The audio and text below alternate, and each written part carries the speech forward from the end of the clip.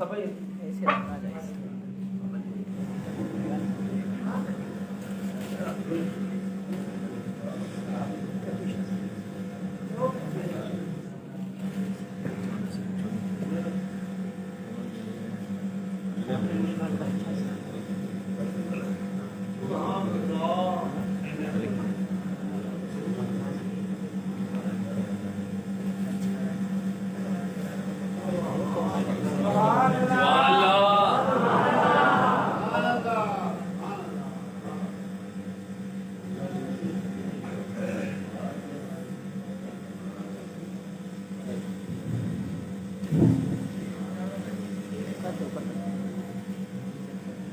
الحمدللہ رب العالمین والصلاة والسلام علی سید الانبیاء والمرسلین اما بعد فاعوذ باللہ من الشیطان الرجیم بسم اللہ الرحمن الرحیم الصلاة والسلام علیک یا رسول اللہ وعلی آلک واصحابک یا حبیب اللہ الصلاة والسلام علیک یا نبی اللہ وعلى آلك وأصحابك يا نور الله. صحابی رسول حضرت ابو طلحہ انصاری رضی اللہ تعالیٰ عنہ فرماتے ہیں ایک مرتبہ کا واقعہ ہے کہ صبح کے وقت اللہ پاک کے آخری نبی رسول ہاشمی صلی اللہ علیہ وسلم کے پر نور چہرے پر خوشی کے آثار تھے. صحابہ کرام علی رضوان نے اس کا سبب پوچھا تو فرمایا اللہ پاک نے پیغام بھیجا ہے اے محبوب صلی اللہ علیہ وسلم آپ کا امتی ایک بار درود پڑھے گا میں اس پر اس کے لیے 10 نیکیاں لکھوں گا اور اس کے 10 گناہ مٹا دوں گا اور 10 درجات بلند فرماؤں گا اور اتنی ہی رحمت بھیجوں گا. ان پر درود جن کو کسے بے کسا کہیں ان پر سلام کہ جن کو خبر بے خبر کی ہے. تو پتہ چلا کہ نبی پاک صلی اللہ علیہ وسلم پر درود پاک پڑھنے والا کتنا خوش نصیب ہے کہ اللہ تبارک و تعالیٰ اس کے لیے ایک بار درود پاک پڑھے 10 رحمتیں نازل ہو رہی ہیں 10 نیکیاں لکھی جا رہی ہیں 10 گناہ مٹائے جا رہے ہیں 10 درجات بلند کیے جا رہے ہیں. ہمیں نبی پاک صلی اللہ علیہ وسلم پر چلتے پھرتے اٹھتے بیٹھتے درود پاک پڑھتے رہنا چاہیے کہ یہ درود پاک ہماری نیکیوں کو بڑھا ہے. یہ درود پاک کی وجہ سے ہم پر اللہ تبارک و تعالیٰ کی رحمتیں برکتیں نازل ہو رہی ہیں. آئیے اس محفل کے اندر بھی اور آج تو ویسے بھی حضور غوث پاک رضی اللہ تعالیٰ عنہ کی رات ہے 11ویں شریف کی رات ہے نا بڑی 11ویں شریف اور اس 11ویں شریف کو حضور غوث پاک رضی اللہ تعالیٰ عنہ سے نسبت حاصل ہے. تو آئیے درود اس غوث پاک کی محفل میں ہم درود پاک پڑھنے کی سعادت حاصل کرتے ہیں. صلو علی الحبیب. حدیث پاک ہے کہ انما الاعمال بالنیات عمل کا دار و مدار نیت پر ہے. اے عاشقان رسول اچھی نیت جنت میں پہنچا دیتی ہے. ہر نیک و جائز کام سے پہلے اچھی نیت کر لیا کیجیے کہ اس سے عمل کا ثواب بھی بڑھ جاتا ہے. آئیے ہم بھی نیت کر لیتے ہیں کہ غوث پاک کی محفل میں بیٹھے ہیں حضور غوث پاک کی 11ویں شریف کی محفل اجتماع ہے. ہم بھی نیت کریں کہ انشاءاللہ الکریم پورا بیان سننے کی سعادت حاصل کریں گے. انشاءاللہ علم دین سیکھنے کی نیت سے بیٹھا رہوں گا. علم دین سیکھ کر اس پر عمل کرنے کی بھی کوشش کروں گا اور جو سیکھوں گا سمجھوں گا اس کو دوسروں تک بھی پہنچانے کی کوشش کرتا رہوں گا. صلو علی الحبیب صلی اللہ تعالی علی محمد صلی اللہ علیہ وسلم. حضرت سیدنا پیر مہر علی شاہ صاحب رحمۃ اللہ تعالی یہ پاکستان کے مشہور و معروف شخصیت ہیں. گولڈا شریف راول پنڈی میں رہائش کرتے تھے. سید زادے بھی ہیں اور بہت زبردست عالم دین بھی اور ولی کامل بھی ہیں. 1925 میں جب مہر علی شاہ صاحب رحمۃ اللہ تعالی کی عمر تقریباً 66 سال کی تھی اس عرصے میں آپ پر ایک روحانی کیفیت تاری رہتی تھی. تنہائی میں ہوتے یا لوگوں کے درمیان ہر وقت بس خاموشی اختیار فرمائے رہے، ہر وقت خاموشی خاموشی. تھوڑی تھوڑی دیر کے بعد ایک آہ بھر کر سر مبارک اٹھاتے، چہرے مبارک کا رنگ کبھی زرد ہو جاتا، کبھی سرخی مائی. روٹین کے مطابق گھنٹے 2 گھنٹے کے لیے لوگوں کے درمیان آپ تشریف لاتے، محفل پر خاموشی تاری رہتی. آپ کے مرید اور چاہنے والے بعض دفعہ آپ کی یہ حالت دیکھ کر رونے لگتے، آپ کو دیکھ کر روتے کہ حضرت بولتے نہیں، حضرت خاموش ہے. پھر مہر علی شاہ صاحب رحمۃ اللہ تعالی علیہ کی یہ کیفیت بدستور جاری رہی. اسی زمانے میں ملتان شریف کے رہنے والے ایک سید صاحب کو خواب میں شہنشاہ بغداد حضور غوث پاک رضی اللہ تعالیٰ عنہ کی زیارت نصیب ہے. حضور غوث پاک نے پیر مہر علی شاہ صاحب رحمۃ اللہ تعالیٰ علیہ کی اس کیفیت کے متعلق تسلی دیتے ہوئے فرمایا کہ مہر علی ولایت کا ایک خاص مقام طے کر رہے ہیں، ایک مقام، خاص مقام طے کر رہے ہیں. اس مقام کو طے کرتے وقت مشائخ یعنی اولیاء کرام کی بھی امداد نہیں پہنچتی، مگر اس مرحلے میں ایک صاحب یعنی خود غوث پاک رضی اللہ تعالیٰ عنہ برابر فرماتے کہ میں خود ان کی برابر مدد اور رہنمائی کر رہا ہوں. وہ رتبہ تیرا ہے کہ جتنے ولی ہیں، وہ رتبہ تیرا ہے کہ جتنے ولی ہیں سبھی تیرے زیر قدم غوث اعظم.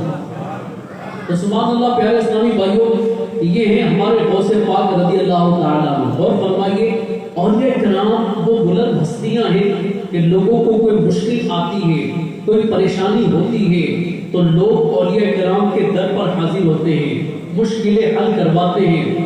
مگر اس شان اور عظمت کے اس مقام و مرتبے کے قربان کہ جب اولیاء کرام کو مشکل پیش آتی ہے، جب اولیاء کرام کو کوئی تکلیف پیش ہوتی ہے تو ان کی امداد کے لیے، ان کی رہنمائی کے لیے پیروں کے پیر، روشن ضمیر، ولیوں کے ولی، غوث جلی، شہنشاہ بغداد حضور غوث پاک رضی اللہ تعالیٰ عنہ کرم فرما دیتے ہیں.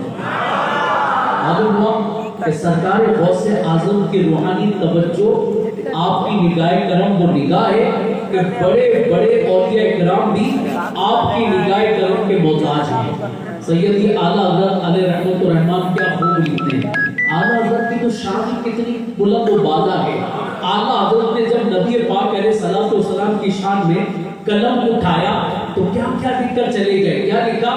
سب سے اولا و اعلیٰ ہمارا نبی، سب سے بالا و بالا ہمارا نبی.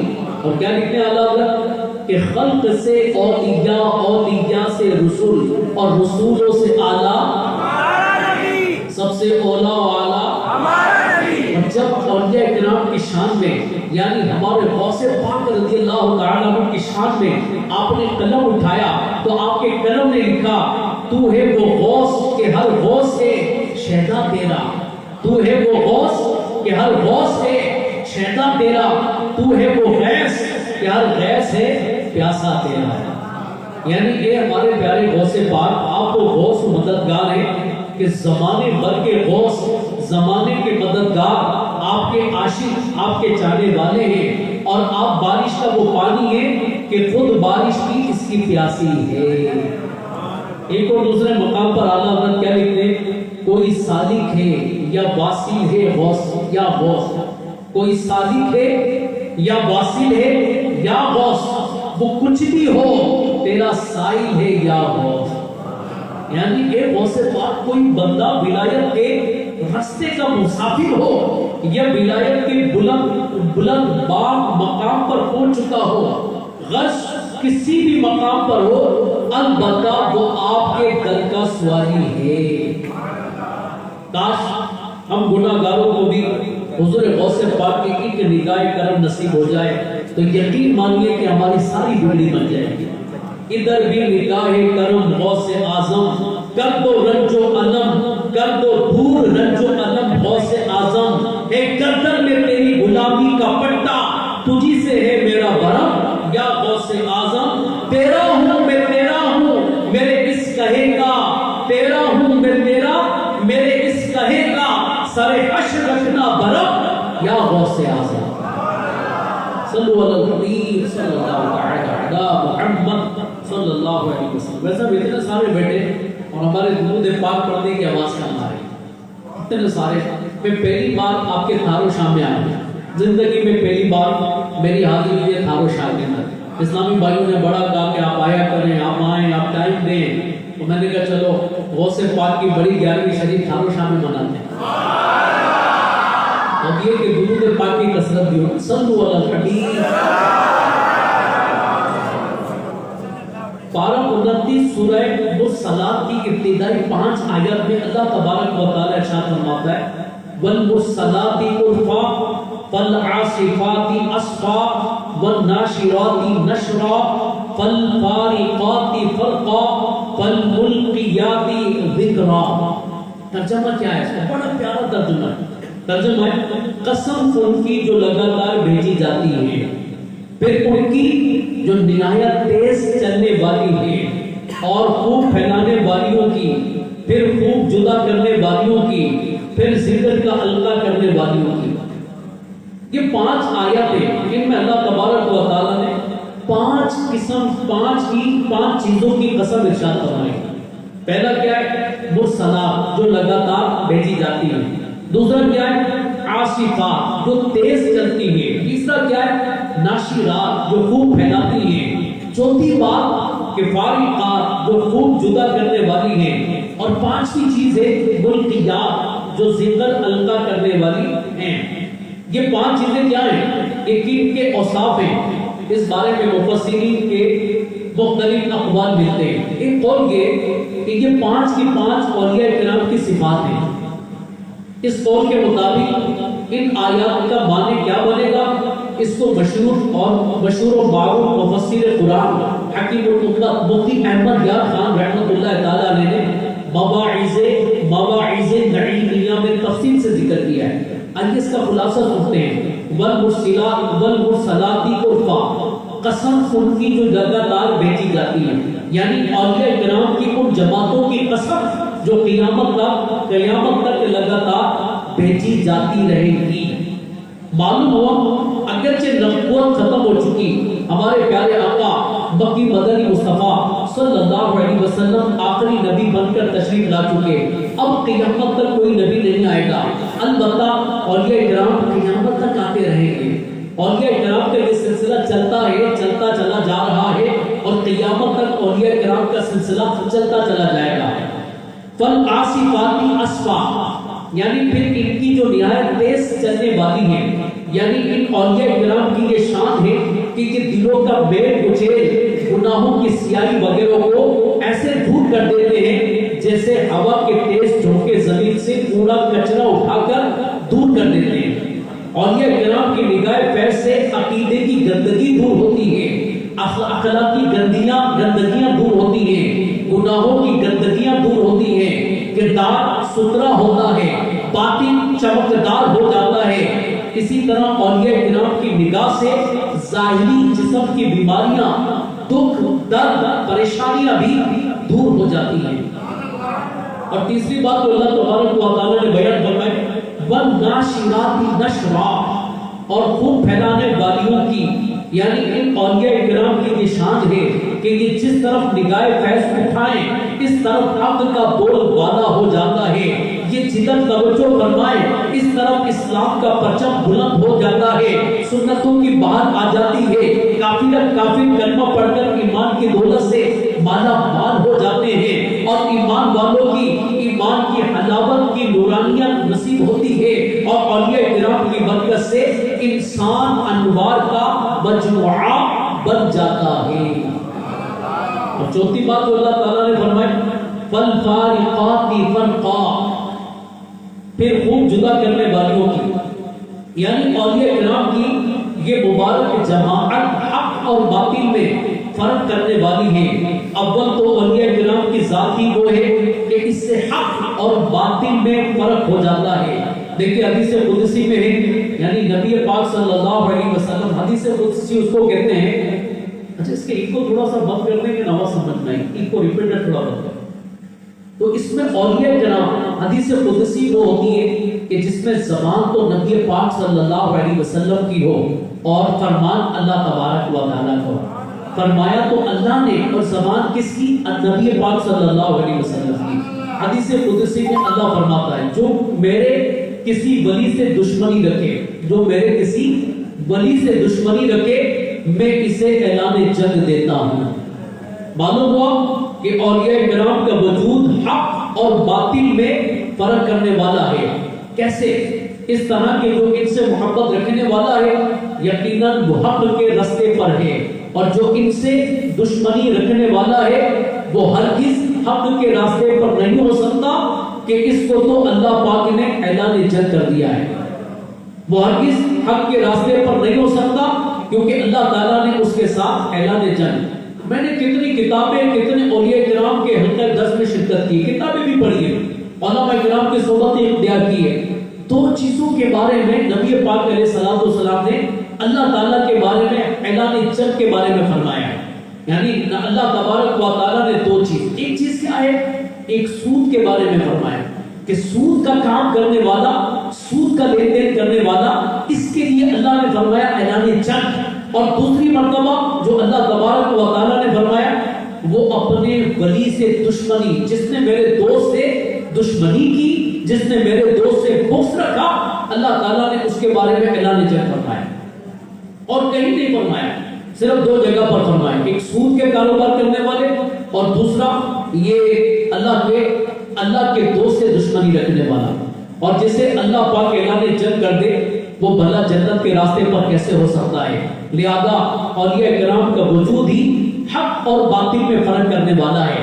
پھر اولیاء کرام کی شان ہوتی ہے یہ جہاں جاتے ہیں، جس طرف نگاہ فرماتے ہیں، حق کا بول بالا کر کے باطل کا منہ کالا کر کے اور حق اور باطل کے درمیان فرق کر دیتے ہیں.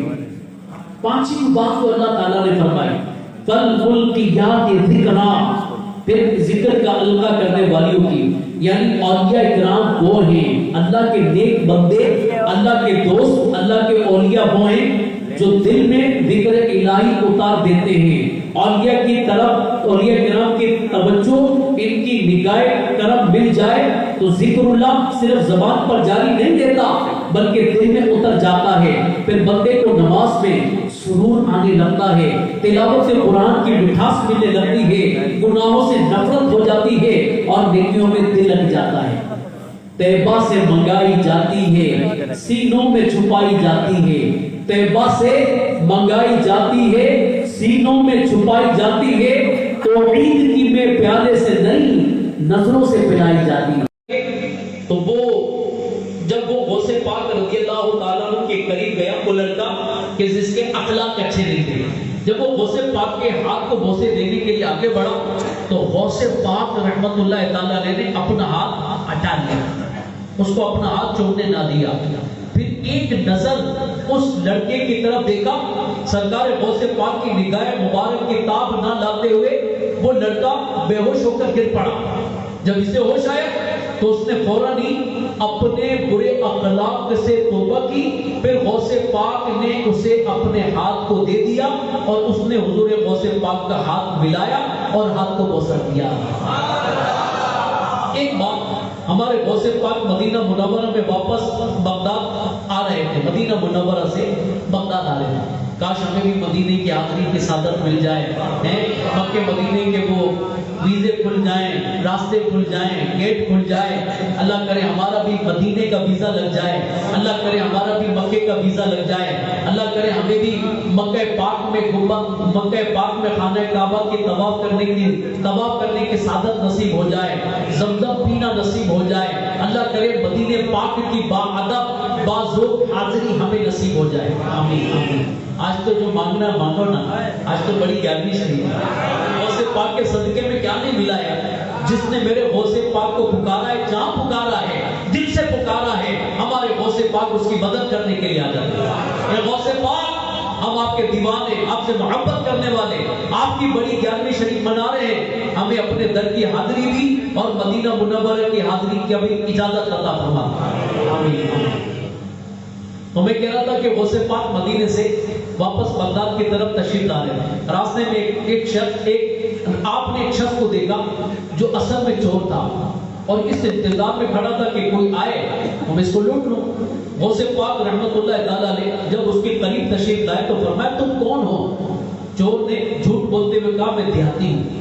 اللہ اکبر، جھوٹ، اور وہ بھی ہمارے غوث پاک رضی اللہ تعالیٰ عنہ کے سامنے. یہ نگاہ غوث اعظم ہے، اس سے کچھ چھپ نہیں سکتا. غوث پاک نے نگاہ فرمائی تو آپ کو معلوم ہوا کہ یہ شخص گناہگار ہے. اب حضور غوث پاک رضی اللہ تعالیٰ عنہ نے فرمایا کہ میں عبد القادر شیخ عبد القادر جیلانی ہوں. بس اتنا سننا تھا کہ اس چور کے دل کی دنیا زیر و زبر ہو گئی اور وہ فوراً ہمارے غوث پاک کے قدموں میں گر گیا اور عرض کی یا سیدی عبد القادر شیخ اللہ، اے میرے سردار عبد القادر خدا کے واسطے نظر کرم کیجئے. ہمارے غوث پاک کو اس کی حالت پر رحم آ گیا. آپ نے دعا کی تو غیب سے آواز آئی، اے عبد القادر اس چور کو سیدھا راستہ دکھا دیجئے اور اس کی رہنمائی کرتے ہوئے اسے قطب کے درجے پر فائز کر دیجئے.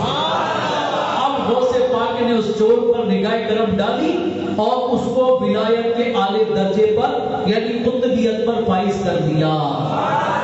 عجب شان یا غوث تیری چلی ہے، عجب شان یا غوث تیری چلی ہے، تیری نظر سے چور بنتا بلی ہے.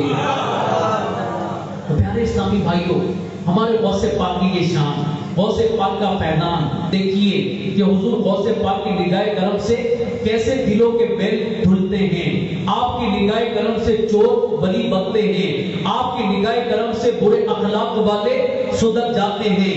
ایک نگاہ کرم میرے غوث پاک کی گناہ گاروں پر پڑ جائے تو توبہ کی توفیق نصیب ہوتی ہے اور وہ معاشرے کے اچھے اور نیک انسان بن جاتے ہیں. اب سنیے اللہ تبارک و تعالیٰ کا فرمان، فالعاصفاتی اسفا. ترجمہ، پھر ان کی جو نہایت تیز چلنے والیاں ہیں، یعنی اولیاء کرام کی وہ شان ہے کہ اپنے نور نظر سے، اپنے نور کی نظر سے، اپنے نگاہ کرم سے دل کے میل دھوتے ہیں، اخلاق و کردار سنوارتے ہیں اور گناہ گاروں کو نیک رستے کا مسافر بناتے ہیں. پیارے پیارے اسلامی بھائیوں، پارہ 29 سورہ مرسلات کی آیت نمبر 3 میں اللہ تعالیٰ فرماتا ہے وَالنَّاشِرَاتِ نَشْرًا. اور خوب پھیلانے والیوں کی اس آیت کی وضاحت میں ہم نے سنا کہ اولیاء کرام کی یہ شان ہے کہ یہ جس سخت توجہ فرمائیں، جس طرف ان کی نگاہ پڑ جائے وہ حق کا بول بالا کر دیتے ہیں، اسلام کا پرچم بلند کر دیتے ہیں. آئیے اس حوالے سے ہمارے غوث پاک کی نگاہ پاک کا فیضان دیکھتے ہیں. حضور غوث پاک نے 521 ہجری میں باقاعدہ درس و بیان کا سلسلہ شروع فرمایا اور مسلسل 40 سال تک وعظ و نصیحت فرماتے رہے. حضور غوث پاک رضی اللہ تعالیٰ عنہ ہفتے میں 3 بیان کرتے تھے. آج ان سے درس نہیں دیا جاتا کہ جناب درس دے رہے میرے پاس ٹائم نہیں ہے. اچھا جناب ہفتہ وار اجتماع میں سننے کے لیے آتے ہیں بیان، میرے پاس ٹائم نہیں ہے. ہمارے پاس ٹائم نہیں اور ہمارے غوث پاک بیان فرما رہے ہیں، ہفتے میں 3 مرتبہ بیان فرماتے ہیں. حضرت عمر کیمانی رحمت اللہ تعالیٰ نے فرماتے کہ غوث پاک کی کوئی محفل ایسی نہیں ہوتی کہ جس میں کوئی غیر مسلم کلمہ پڑھ کے مسلمان نہ ہو جائے. آپ فرماتے ہیں کہ کوئی ایسی محفل نہ ہوتی کہ جس میں گناہگار اپنے گناہوں سے توبہ نہ کرے. تو بے شمار کفار، بے شمار گناہگار توبہ کر کے تائب ہو جاتے تھے. حضور غوث پاک فرماتے ہیں کہ میرے ہاتھ پر 5000 سے زیادہ کافروں نے کلمہ پڑھا اور آپ فرماتے ہیں کہ 1 لاکھ سے زیادہ گناہگاروں نے توبہ کی. ایک بار سرکار بغداد حضور غوث پاک عراق کے علاقہ ہے کردستان میں نیکی کی دعوت کے لیے تشریف لے گئے. کتنا دور یہ علاقہ ہے، جانا بھی مشکل تھا، آسان نہیں تھا. آج کل تو ہم حیدرآباد سے چل کر آئے گاڑی کے اندر جناب آپ کے دھارو میں پہنچ گئے. اور یہ ان دنوں کی باتیں جب گاڑیاں کا ہوتی تھی، ان دنوں کی باتیں جب جہاز کا ہوتے تھے، پیدل سفر کرتے تھے، گھوڑوں پر سفر کرتے تھے، کھچروں پر سفر کرتے تھے. آپ دیکھیں کہ کردستان نیکی کی دعوت دینے کے لیے گئے اور ہمارے مبلغین آپ کو دعوت دیتے چلے بھائی 3 دن کے مدنی قافلے میں آ جائیں، ہمارا ذہن نہیں بنتا. چلے بھائی 1 ماہ کے قافلے میں آ جائیں، ہمارا ذہن نہیں بنتا. ہمارے غوث پاک کی شان دیکھیے، ہمارے غوث پاک کی برکت دیکھیے. اتنا بڑا مرتبہ ہے، اللہ تبارک و تعالیٰ نے کتنی برکتوں سے کتنے کمالات سے آپ کو مالا مال کیا، مگر اس کے باوجود لوگوں کو نیکی کی دعوت دینے کے لیے جا رہے ہیں۔ کردستان نیکی کی دعوت دینے کے لیے تشریف لے گئے، آپ کے ساتھ آپ کے کچھ مریدین بھی تھے۔ یہ پوری بستی لاکھوں افراد پر مشتمل تھی اور یہ سب کے سب غیر مسلم تھے، طبیعت کے لحاظ سے بھی بہت سخت تھے۔ سرکار غوث پاک کرد قوم کے مرکز میں پہنچے اور ان کے بڑے بڑے سرداروں کو اسلام کی دعوت پیش کی۔ آپ کی نیکی کی دعوت سن کر کرد قوم کا ایک بہت بڑا عالم سامنے آیا اور یہ شخص کچھ عرصے بغداد اور مصر میں رہ چکا تھا۔ اس نے مسلمان علماء کرام سے کچھ احادیث بھی سن رکھی تھی۔ یہ شخص حضور غوث پاک سے کہنے لگا کہ کیا آپ کے نبی صلی اللہ علیہ وسلم کا یہ فرمان ہے کہ میری امت کے علماء بنی اسرائیل کے انبیاء کی طرح ہیں، یعنی جس طرح بنی اسرائیل کے انبیاء کرام نیکی کی دعوت کو عام کرتے تھے، اس امت کے علماء اسی طرح نیکی کی دعوت کو عام کیا کریں گے۔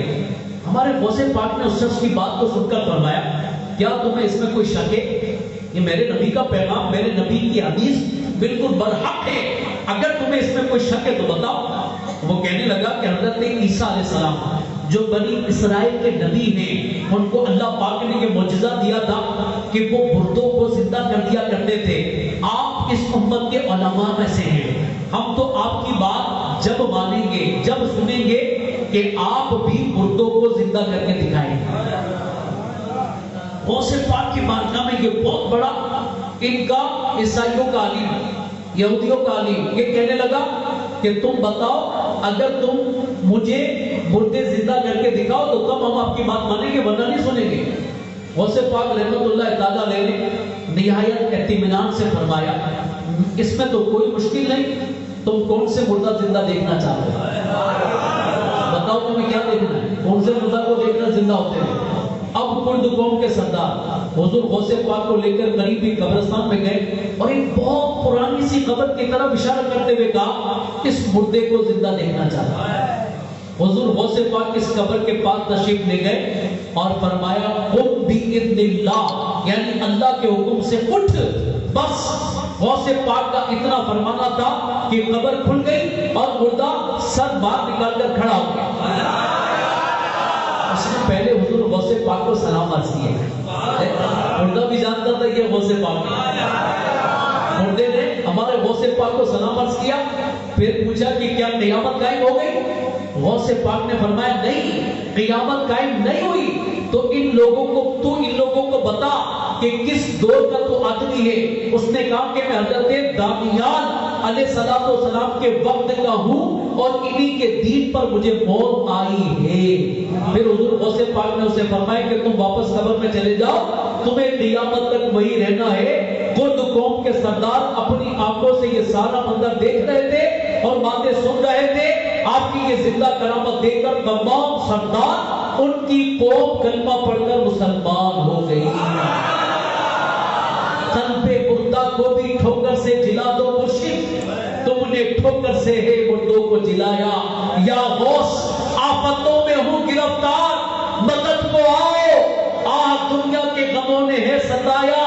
یا غوث میں جہنم میں اب نہ جاؤں گا، انشاءاللہ رہنما تم کو جو میں نے ہے بنایا۔ یا غوث پیارے پیارے اسلامی بھائیوں، یہ ہے ہمارے غوث پاک کی توجہ، ہمارے غوث پاک کی نگاہ، آپ کی نگاہ کرم اور کرامات کا پیغام کہ آپ نے کرد قوم کی طرف توجہ فرمائی، انہیں نیکی کی دعوت دی اور اسلام کی سچائی کا عملی ثبوت دے کر سب کو کلمہ پڑھا کر مسلمان کر دیا۔ اب سنیے اللہ پاک کا فرمان، وَالنَّاشِرَاتِ نَشْرًا، اور خوب پھیلانے والیوں کی، یعنی اولیاء کرام وہ ہیں جو اسلام کا بلند پرچم کرتے ہیں۔ جدھر توجہ کر لیں، جدھر نگاہ کر دیں، جدھر نگاہ اٹھ جائے، جدھر نگاہ اٹھ جاتی ہے وہ اسلام خوب پھیل جاتا ہے۔ کہتے ہیں نا کہ نگاہ بلی میں وہ تاثیر دیکھی، بدلتی ہزاروں کی نہیں لاکھوں کی تقدیر دیکھی۔ تو پیارے پیارے اسلامی بھائیوں، بعض لوگ اولیاء کرام کی اس طرح کی کرامت سن کر مختلف شیطانی وسوسوں کا شکار ہو جاتے ہیں۔ مثلا یہ کیسے ہو سکتا ہے جناب، مردوں کو زندہ کرنا یہ کون کر سکتا ہے؟ زندہ کرنا، موت دینا تو اللہ پاک کے اختیار میں۔ انسان کیسے مردہ زندہ کیسا کر سکتا ہے؟ مردہ انسان مردے کو کیسے زندہ کر سکتا ہے؟ جو ایک بار موت کی گھاٹ اتر گیا، اس کا دوبارہ لوٹ کر دنیا میں آنا، زندہ ہونا ممکن ہی نہیں ہے۔ یعنی اس طرح کے شیطانی وسوسے آتے ہیں کہ جناب یہ تو آپ جھوٹی باتیں کر رہے ہیں، آپ یہ تو پتہ نہیں من گھڑت واقعات لے کر آگے اپنی طرف سے بنا لیے کہ غوث پاک نے مردہ زندہ کر دیے، کہ کون سی بات کر رہے ہیں، ہم نے تو کبھی دیکھا ہی نہیں ہے۔ آپ دیکھیں ان وسوسوں کا ایک جواب اللہ تبارک و تعالیٰ فرماتا ہے اللہ کے کلام سے، اللہ کے قرآن سے۔ میں اس کا جواب دے رہا ہوں، اگر کسی بھائی کے ذہن میں وسوسہ آ رہا ہے، کسی بھائی کے دل و دماغ میں یہ بات آ رہی ہے کہ غوث پاک کیسے مردہ زندہ کر سکتے ہیں، آئیے قرآن کہہ رہا ہے، قرآن کیا کہہ رہا ہے؟ وَمَا كَانَ عَطَاءُ رَبِّكَ مَحْظُورًا، اور تمہارے رب کی عطا پر کوئی روک نہیں۔ معلوم ہوا کہ اللہ پاک کی عطا میں کوئی روک نہیں ہے۔ اللہ پاک جسے جتنا چاہے عطا فرمائے، جو چاہے عطا فرمائے۔ اگر اللہ پاک اپنے کسی بندے کو مردہ زندہ کرنے کی طاقت عطا فرماتا ہے تو کسی کی کیا مجال ہے کہ اللہ پاک پر اعتراض کرے گا؟ اللہ نے اگر کسی کو مردہ زندہ کرنے کی طاقت دی ہے، کیا اللہ کسی کو مردہ زندہ کرنے کی طاقت نہیں دے سکتا؟ دے سکتا ہے۔ اللہ جسے چاہے جو دے، جتنا دے، جیسا دے، یہ اللہ کے اختیار میں ہے۔ میں اور آپ اللہ پر اعتراض کر سکتے ہیں؟ ممکن ہی نہیں ہے جناب، اعتراض کر کے اپنے نقصان ہوگا، اللہ کا تو کچھ نہیں بگاڑ سکتے نا۔ تو اللہ کی روک پر کسی کی طاقت نہیں ہے کہ اللہ کو روک دے۔ الحمدللہ ہمارا بھی یہی عقیدہ ہے کہ اللہ پاک کی عطا کے بغیر اپنی ذاتی طاقت سے مردہ زندہ کرنا تو دور کی بات، کوئی ایک تنکا بھی نہیں لا سکتا۔ اللہ کی اجازت کے بغیر، اللہ کی طاقت کے بغیر بندہ اٹھ نہیں سکتا، بندہ بول نہیں سکتا، ہل نہیں سکتا۔ اور اللہ تعالیٰ طاقت بخشے تو آدمی مردے بھی زندہ کر سکتا ہے۔ الحمدللہ حضور غوث پاک کو اللہ ہی نے یہ طاقت بخشی تھی کہ آپ مردہ زندہ کر لیا کرتے تھے۔ اب کوئی ہے جو اللہ پاک کی عطا پر اعتراض کر سکے؟ کوئی نہیں ہوگا۔ دیکھیے اللہ پاک نے قرآن کریم میں آپ کو ایک مثال اور دیتا ہوں۔ اللہ پاک نے قرآن کریم میں بنی اسرائیل کی ایک گائے کا ذکر فرمایا ہے۔ سورہ بقرہ جو آیت ہے نا، قرآن پاک جو سورت ہے، قرآن کریم کی دوسری اور سب سے بڑی سورت سورہ بقرہ، اور سورہ بقرہ اسی گائے والے واقعے کی نسبت کہا جاتا ہے۔ خلاصہ واقعے کا یوں ہے کہ بنی اسرائیل میں ایک شخص قتل ہو گیا، یہ معلوم نہیں تھا کہ اس کا قاتل کون ہے۔ بنی اسرائیل حضرت موسیٰ علیہ السلام کی خدمت میں حاضر ہوئے۔ حضرت موسیٰ علیہ السلام نے اللہ پاک کے حکم سے فرمایا ایک گائے ذبح کرو۔ پھر بنی اسرائیل کو اس گائے کے اوصاف بھی بتائے گئے، مثلا وہ گائے زرد رنگ کی ہوگی، اس کے جسم پر کوئی داغ نہیں ہے، نہ بوڑھی ہوگی نہ جوان ہوگی، بلکہ درمیانی عمر والی ہوگی، وغیرہ وغیرہ اس طرح کی بہت ساری نشانیاں بتائیں کہ اس گائے کے اندر یہ نشانیاں ہوگی۔ بنی اسرائیل نے ایسی گائے تلاش کرنا شروع کر دی۔ آخر اللہ پاک کے ایک نیک اور اپنی والدہ کے فرما بردار بندے کے پاس ایسی گائے مل گئی۔ بنی اسرائیل نے اس گائے کو ذبح کیا۔ اب بنی اسرائیل کو حکم ہوا، کیا حکم ہوا؟ فَقُلْ نَضْرِبُوهُ بِبَعْضِهَا، تو ہم نے فرمایا اس مقتول کو اس گائے کا ایک ٹکڑا مارو۔ اس گائے کا ایک ٹکڑا، اس مقتول جو قتل ہو گیا نا، اسے ایک گائے کا ٹکڑا مارو۔ چنانچہ اللہ پاک کے حکم سے اس ذبح کی ہوئی گائے کے گوشت کا ایک ٹکڑا قتل ہونے والے کو لگایا گیا تو وہ زندہ ہو گیا، اور اس نے اپنے قاتل کا نام بھی بتا دیا۔ اب دیکھیے مزے کی بات کہ حضرت موسیٰ علیہ السلام کی امت کے ایک بندے کی گائے کہ جس کا ایک ٹکڑا لگانے سے مردہ زندہ ہو گیا، اور یہ بات کہاں بیان ہوئی؟ قرآن کریم میں۔ اور کس نے بیان کی؟ اللہ نے۔ اب غور فرمائیے، جب موسیٰ علیہ السلام کی امت کے ایک نیک بندے کی گائے کے گوشت کا ٹکڑا لگنے سے مردہ زندہ ہو سکتا ہے، تو حضرت موسیٰ علیہ السلام کے آقا یعنی حضرت محمد مصطفیٰ صلی اللہ علیہ وسلم کی امت کے نہایت نیک بزرگ سلطان الاولیاء یعنی غوث پاک کی دعا سے مردہ زندہ نہیں ہو سکتے؟ ہو سکتے ہیں، یقیناً ہو سکتے ہیں، بلکہ ہوئے ہیں، اور مردوں کو زندہ ہوتا دیکھ کر لوگوں نے کلمہ بھی پڑھا ہے، اور یہ سب کیا ہے؟ اللہ پاک کی عطا ہے۔ بندہ قادر بھی قادر، بندہ قادر کا بھی قادر بھی ہے، عبد القادر سرے باطن بھی ہے، سرے باطن بھی ہے، ظاہری بھی ہے۔ عبد القادر مفتی شرع بھی ہے، قاضی ملت بھی ہے، علم اسرار سے ماہر بھی ہے۔ عبد القادر ذی تصرف بھی ہے، معذور بھی، مختار بھی ہے، کار عالم کا مدبر بھی ہے۔ عبد القادر اسی بات کو اللہ تعالیٰ نے فرمائی، اللہ نے ارشاد فرمایا فالفارقات فرقا، پھر خوب جدا کرنے والی ہوگی۔ اس آیت کا ایک معنی ہم نے سنا کہ اولیاء کرام حق اور باطل میں فرق کرنے والے ہوں گے۔ اب آئیے اس بارے میں ہمارے غوث پاک کی سیرت کیا ہے۔ شیخ ابو الحسن کرشی فرماتے ہیں کہ 559 ہجری کا واقعہ ہے کہ بد مذہبوں کی ایک بڑی جماعت ہمارے غوث پاک رضی اللہ تعالیٰ عنہ کی خدمت میں حاضر ہوئی۔ ان کے پاس 2 ٹوکرے تھے جن کا منہ انہوں نے بند کیا ہوا تھا۔ ان بد مذہبوں نے سرکار غوث پاک سے پوچھا کہ بتائیے ان ٹوکروں میں کیا ہے؟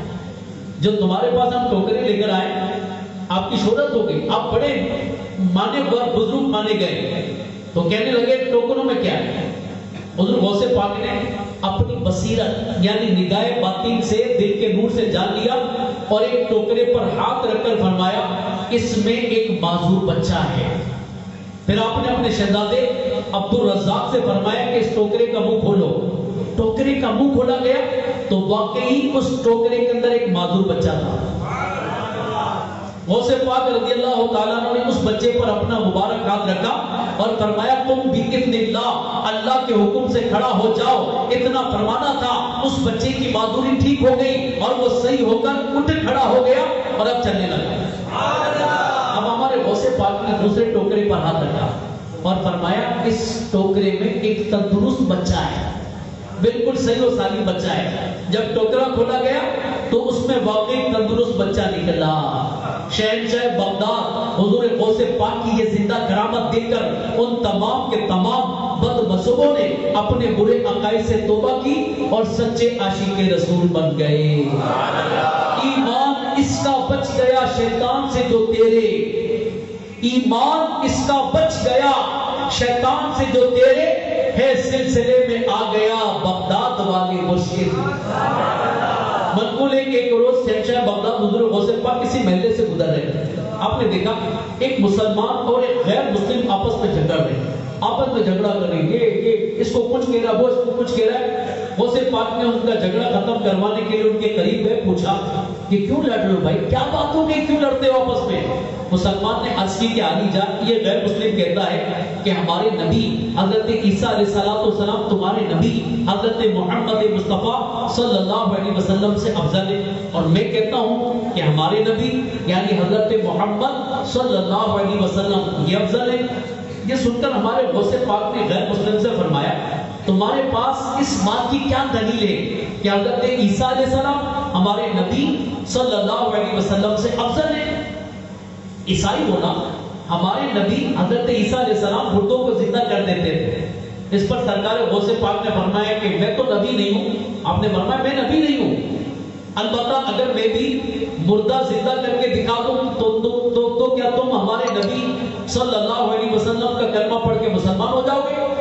عیسائی بولا ہاں میں مسلمان ہو جاؤں گا۔ اب سرکار غوث پاک اس غیر مسلم کو ساتھ لے کر قبرستان تشریف لے کر آئے اور فرمایا کہو کس مردہ کو زندہ دیکھنا چاہتے ہیں؟ اس غیر مسلم نے پرانی سی قبر کی طرف اشارہ کیا کہ اب غوث پاک نے اس کے قریب تشریف لے گئے، اس پر نگاہ ڈالی اور اللہ پاک کی عطا سے مردے کو اٹھنے کا حکم دیا۔ بس حکم میں غوثیہ ملنے کی دیر تھی کہ قبر کھل گئی اور مردہ زندہ کھڑا ہو گیا۔ غوث پاک کی یہ کرامت دیکھ کر اس غیر مسلم کے دل میں ایمان کا نور روشن ہو گیا اور وہ کلمہ پڑھ کر فوراً ہی مسلمان ہو گیا۔ عیسیٰ کے معجزوں نے مردے جلا دیے ہیں، محمد کے معجزوں نے مسیحا بنا دیا ہے۔ سبحان اللہ۔ پیارے اسلامی بھائیوں، دیکھا آپ نے کہ ایک خالص علمی مسئلہ جس کے متعلق جو مسلمان اور غیر مسلم جھگڑ رہے تھے، ہمارے غوث پاک رضی اللہ تعالیٰ عنہ کی کرامت دکھا کر غوث پاک نے کرامت دکھا کر یہ واضح کر دیا کہ ہمارے پیارے نبی رسول ہاشمی آخری نبی صلی اللہ علیہ وسلم تمام نبیوں سے تمام رسولوں سے افضل اور اعلیٰ ہیں. جبھی تو اعلیٰ حضرت کہتے ہیں نا خلق سے اولیاء اولیاء سے رسول. خلق سے یعنی لوگوں سے اولیاء اولیاء سے رسول. کیا کہتے ہیں اعلیٰ حضرت؟ خلق سے اولیاء اولیاء سے رسول اور رسولوں سے اعلیٰ. سب سے اولا و اعلیٰ سب سے بالا و اعلیٰ. یہاں یہ بات ذہن نشین رکھیے کہ تمام انبیاء کرام مخلوق میں سب سے افضل و اعلیٰ ہیں اور نبی ہونے کے اعتبار سے تمام انبیاء برابر ہیں. البتہ انبیاء کرام کے آپس میں مختلف درجات ہیں, یہ آپس میں ایک دوسرے پر فضیلت رکھتے ہیں اور ہمارے نبی رسول ہاشمی آخری نبی صلی اللہ علیہ وسلم تمام نبیوں سے افضل ہیں. اللہ پاک ارشاد فرماتا ہے یہ رسول ہیں ہم نے ان میں ایک کو دوسرے پر فضیلت عطا فرمائی, ان میں کسی سے اللہ کا کلام فرمایا اور کوئی وہ ہے جسے سب پر درجوں بلندی عطا فرمائی. اس آیت میں بتایا گیا کہ انبیاء کرام آپس میں ایک دوسرے پر فضیلت رکھتے ہیں. تفسیر صراط الجنان میں نبی ہونے میں تمام انبیاء کرام برابر ہیں. اصل نبوت میں ان کے درمیان فرق نہیں, البتہ ان کے مراتب جداگانہ ہیں. خصائص و کمالات میں فرق ہے, ان کے درجات مختلف ہیں. بعض سے اعلیٰ ہیں اور ہمارے آقا سب سے اعلیٰ ہیں. سب سے اولا و اعلیٰ ہمارا نبی, سب سے بالا و بالا ہمارا نبی. ملک کونین میں انبیاء تاجدار, ارے تاجداروں کا آقا ہمارا نبی. انبیاء سے کرو عرض کیوں مالکو, کیا نبی ہے ہمارا تمہارا نبی. صلو علی الحبیب صلی اللہ علیہ محمد صلی اللہ علیہ وسلم. ہماری یہ بھی سلسلہ ہمارا ختم نہیں ہو مگر ٹائم بہت ہو گیا, 11:20 ہو گئے. ہمارے غوث پاک کی کیسی برکتیں, قرآن پاک کی جو آیت مبارکہ, یہ آیتیں ہمارے غوث پاک پر کتنی وہ ہو رہی ہیں. ہمارے غوث پاک کی سیرت, ہمارے غوث پاک کے اوصاف, ہمارے غوث پاک کے کمالات ان آیتوں مبارکہ کے مطابق ہو رہے ہیں. تمہارے پیارے اسلامی بھائیوں, اللہ تبارک و تعالی ہمیں غوث پاک سے سچی پکی محبت کرنے کی توفیق عطا فرمائے. ہمارے غوث پاک کے ہمیں غوث پاک کے دامن سے وابستہ رہنے کی توفیق عطا فرمائے. ہمارے غوث پاک جو تھے نا, انہوں نے اللہ کے دین کی کتنی خدمت کی ہے. آپ جب 17 سال کی عمر میں تھے تو آپ نے 17 سال کی عمر میں اپنی والدہ کے پاس گئے اور اپنے امی جان کو کہتے ہیں کہ امی جان مجھے اللہ کی راہ میں وقف کر دیجیے, میں علم دین سیکھنا چاہتا ہوں, میں نیک لوگوں کی زیارت کرنا چاہتا ہوں, علماء کے ساتھ بیٹھنا چاہتا ہوں, علم حدیث سیکھنا چاہتا ہوں, قرآن کے بارے میں سیکھنا چاہتا ہوں. اپنی والدہ کو آپ نے اللہ کی راہ میں وقف ہونے کے لیے عرض کی. آپ کی والدہ نے پتہ کیا فرمایا؟ ہمارے غوث پاک کا کیا مقام مرتبہ ہے. ماں کیسی ہے, اور جیسی ماں ہوتی ہے نا اولاد بھی ویسی ہوتی ہے. ماں نیک ہے اولاد بھی نیک. ہمارے غوث پاک جب بچپن میں تھے چھوٹے سے, آپ کی رسم بسم اللہ ہو رہی تھی. مولوی صاحب نے, کسی پیر صاحب نے, کسی عالم صاحب نے آپ سے فرمایا کہ بیٹا پڑھو بسم اللہ الرحمن الرحیم. آپ نے اعوذ باللہ بسم اللہ یہ پڑھنے کے بعد سورہ فاتحہ پڑھ لی. سورہ فاتحہ پڑھنے کے بعد پہلا پارہ الف لام میم ذالک الکتاب لا ریب فیہ, آپ نے یہ پڑھتے پڑھتے پہلا پارہ پڑھ دیا, دوسرا پارہ پڑھ دیا, تیسرا پارہ پڑھ لیا. یہ پڑھتے پڑھتے آپ نے 18 پارے پڑھ لیے. تو جو پڑھانے کے لیے بسم اللہ پڑھانے ہیں تو کہنے لگے بیٹا اور پڑھو. آپ نے فرمایا کہ بس میری والدہ کو اتنے پارے یاد تھے, جب میں اپنی ماں کے پیٹ میں تھا میری ماں تلاوت قرآن کرتی تھی اور میں اپنی ماں کے پیٹ کے اندر تلاوت قرآن سن کر یاد کر لیا کرتا تھا, لہذا میں نے اپنی ماں کے پیٹ میں 18 پارے یاد. آج ہم دیکھیں ہماری ماں بہنوں کا کیا ہے, گانے سنتی ہیں, فلمیں, ڈرامے, ناچ گانے, یہ وہ. اولاد کیا ہو گیا, آج اولاد شرابی بن رہی, آج اولاد چرسی موالی بن رہی ہے, آج اولاد نافرمان بن رہی ہے, آج اولاد دنیا کے کاموں میں لگی ہوئی, ماں باپ کو تنگ کر رہی ہے. اولاد کی تربیت اصل تو ماں کی گود ہے نا. اگر ماں اچھی ہے, باپ اچھا ہے, نیک ہے, تو اولاد بھی نیک ہو. ہمارے غوث پاک کے والد کتنے نیک، کتنے نیک، اور اولاد کیسی. اگر ہم بھی چاہتے ہیں کہ ہم بھی نیک بن، ہماری اولاد نیک بنے، ہمیں نیک بننا پڑے. اور ہمارے غوث پاک کیا تھے؟ 17 سال کی عمر میں اپنی والدہ کے بعد آ کر کہتے ہیں مجھے اللہ کے دین کے لیے وقف کرتے ہیں، مجھے بغداد جانا علم دین سیکھنے. ماں کیا کہتی ہے؟ ماں نے یہ نہیں کہا کہ بیٹا ابھی تو تم چھوٹے ہو، ابھی تم اتنی جلدی بغداد جاؤ گے، کیسے جاؤ گے؟ کوئی پکڑ لے گا، میرے لال تیرا کیا حال ہوگا، میرے لال تجھے کون روٹی پکا کر دے گا، تجھے کون کھانا پکا کر دے گا، تجھے پیسے کون دے گا؟ نہیں، یہ نہیں فرمایا، بلکہ فرمایا کیا؟ بیٹا میں تمہیں اجازت دیتی ہوں، اب اپنی ملاقات جو ہوگی نا وہ قیامت کے دن ملاقات ہوگی. ماں کا جذبہ کیسا، غوث پاک کا جذبہ کیسا، اپنی ماں کو چھوڑنے کے لیے تیار. ماں کا جذبہ کیسا ہے، اپنے بیٹے کو چھوڑنے کے لیے تیار. یہ بھی فرمایا کہ بیٹا جاؤ، 1 سال کے بعد آ جانا، 2 سال کے بعد آ جانا، 3 سال کے بعد آ جانا. نہیں نہیں، بلکہ فرمایا کہ بیٹا جاؤ، اب ہماری ملاقات ہوگی تو قیامت کے دن. غوث پاک ہے، غوث پاک کے دیوانوں، ہمارا بھی جذبہ ایسا ہونا چاہیے. آؤ، میں آپ کے شہر میں پہلی بار آیا، کہتے نا کوئی مہمان آتا اس کو تحفہ دیتے نا. مجھے آپ سے پیسے نہیں چاہیے، مجھے نوٹ نہیں چاہیے، چندہ بھی نہیں چاہیے مجھے آپ سے. میں چندہ مانگنے کے لیے بھی نہیں آیا، میں آپ سے ایک تحفہ لینے کے لیے آیا. دیں گے انشاءاللہ. دارو شاہ والے تحفہ نہیں دیتے، سندھ میں نہیں رہتے میرے گھر. سندھ کی تو ثقافت ہے کہ جو مہمان مانگے نا اس کو تحفہ دیا جاتا ہے. مہمان کو ہوتا ہے بھائی آپ کی پسند کا بتاؤ کیا چاہیے. مجھ سے لوگ پوچھتے ہیں کہ میں کھانا کھانے جاتا ہوں، آپ بتاؤ کھانا کون سا کھاؤ. میری جو پسند ہے کھانے میں تو میں کو بتا دیتا ہوں بھائی دال چاول اور سبزی روٹی چاہیے. آج بھی میں نے تقریباً وہ زیادہ میں نے سبزی کھائی ہے. یہ ایک روٹین ہے، پسند جو ہوتی ہے بندے کو.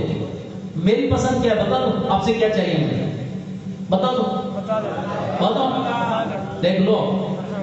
میری پسند، مجھے آپ سے جو چاہیے، میں جس کے لیے آیا ہوں، مجھے جو آپ سے تحفہ چاہیے وہ تحفہ چاہیے 1 ماہ کا مدنی قافلہ. سبحان اللہ. مجھے اپنے لیے کچھ نہیں چاہیے، سوا 1 ماہ کے مدنی قافلے. 5 دسمبر کو 1 ماہ کے مدنی قافلے سفر کرنے، غوث پاک کے مہینے میں سفر کرنے. غوث